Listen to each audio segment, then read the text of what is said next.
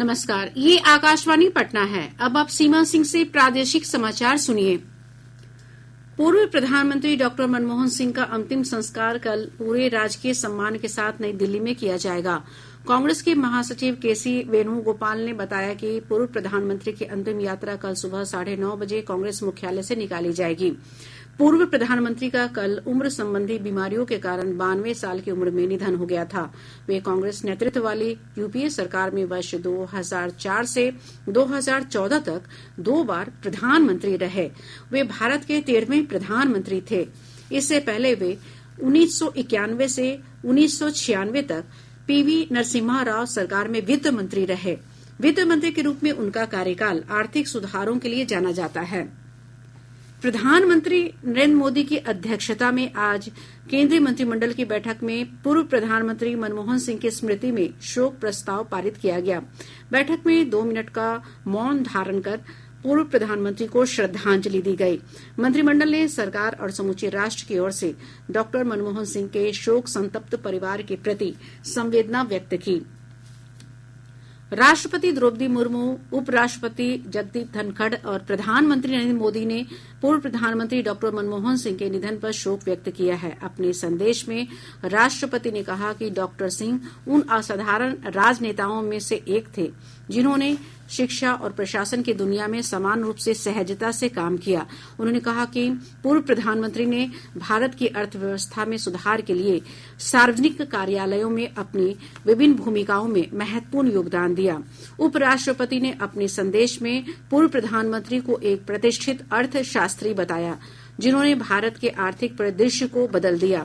प्रधानमंत्री नरेंद्र मोदी ने देश के सबसे प्रतिष्ठित नेताओं में से एक के निधन पर शोक व्यक्त करते हुए कहा कि डॉक्टर मनमोहन सिंह एक ईमानदार और महान अर्थशास्त्री के तौर पर याद किए जाएंगे। उन्होंने कहा कि देश जब आर्थिक संकट से गुजर रहा था तब मनमोहन सिंह ने देश की आर्थिक स्थिति को ठीक करते हुए उसे नई दिशा प्रदान की।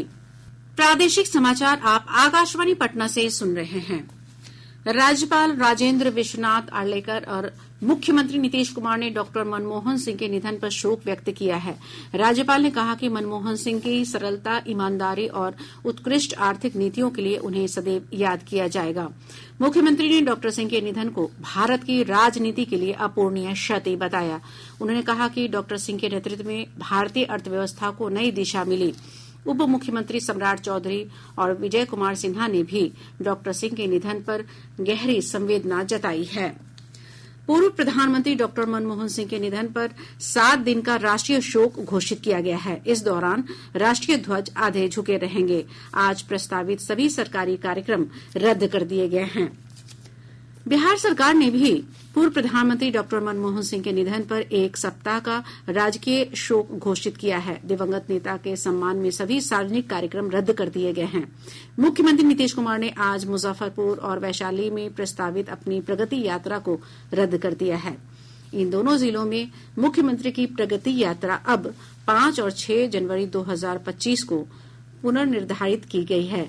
इधर तिरहुत स्नातक उपचुनाव में जीत दर्ज करने वाले निर्दलीय वंशीधर ब्रिजवासी का आज विधान परिषद में प्रस्तावित शपथ ग्रहण समारोह भी टाल दिया गया है। शपथ ग्रहण की नई तिथि बाद में निर्धारित की जाएगी।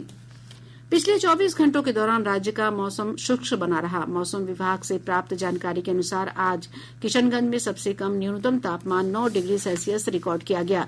राज्य के अधिकांश भागों में सुबह के समय हल्के से मध्यम स्तर का कुहासा छाया रहा।